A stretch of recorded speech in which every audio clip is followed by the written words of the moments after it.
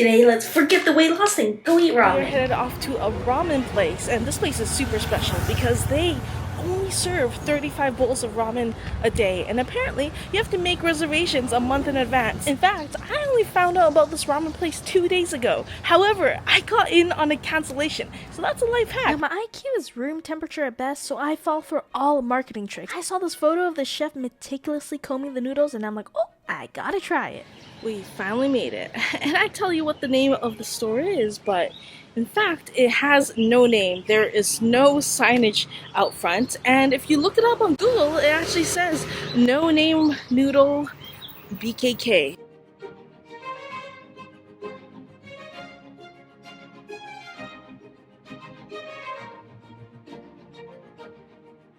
My dumbass didn't even take a video of the menu that I was eating. I got a combo of something. This uji matcha thing I'm having right now, so refreshing. Tastes just like grass clippings if you thought they were aromatic. I mean, at the very least, it was a saving grace from the sweltering heat outside. Okay, ramen time. I'm just gonna waft the scent towards me like a grade 11 science project. They did recommend you smell it first, so, you know, I did it properly.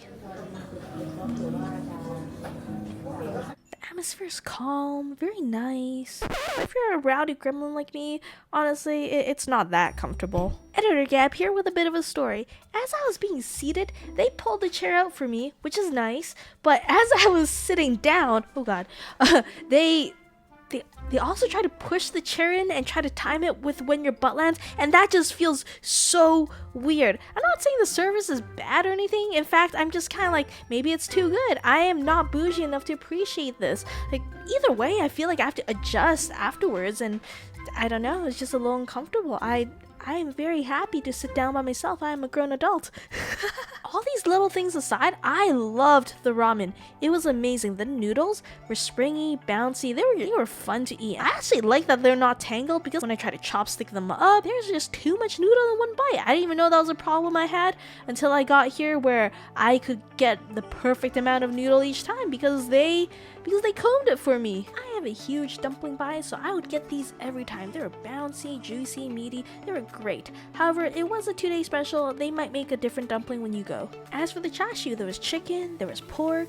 They were both really tender and delicious, very flavorful, but maybe they just tasted extra good because there was one piece of each. I could have used more. I love egg. Egg was good, but egg tastes like most other ramen restaurants, which is also good. And I don't have to take my word that the broth was good, but here's some visual evidence. Moving on, this is the Wagyu beef bowl, and some people critique it and say it is not worth your money to upgrade or order this.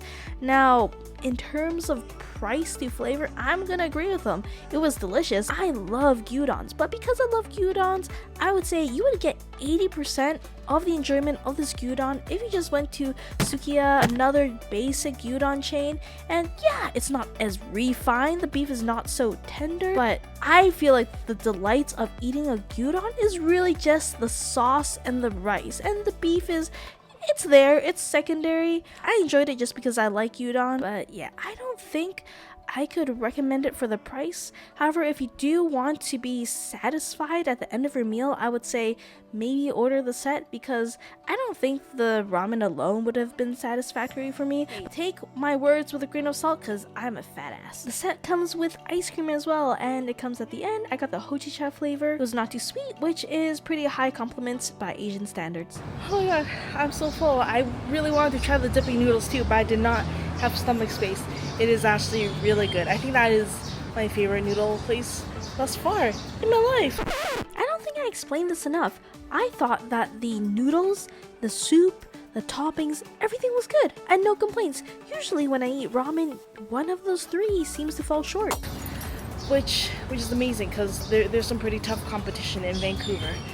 So for some final thoughts, the ramen was really good and I would recommend it.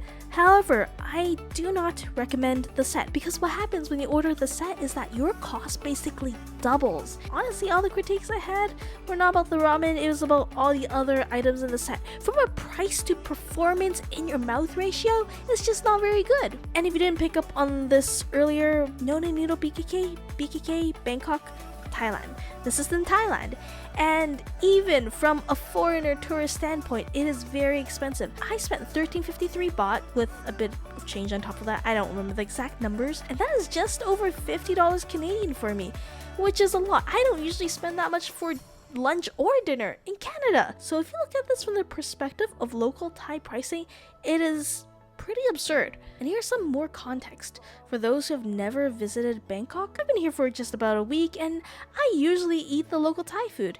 What I've noticed is that at the stores, you can get a bowl of noodles from between 50 to 70 baht. This includes vegetables, a protein. It's a big bowl of noodles. They do not skimp out. You will be full. In fact, I think I've gotten more noodles from these 50 to 70 baht places than this ramen store. And if you're two people, you can even order in and they'll run you between 60 to 80 baht per person. The food gets delivered to your door. And I say two people because you usually get free delivery if you order enough. Meanwhile, if you were to order this ramen by itself, it'll run you about 600 baht. So I would say this ramen is about 7 to 10 times more expensive than your local Thai noodle.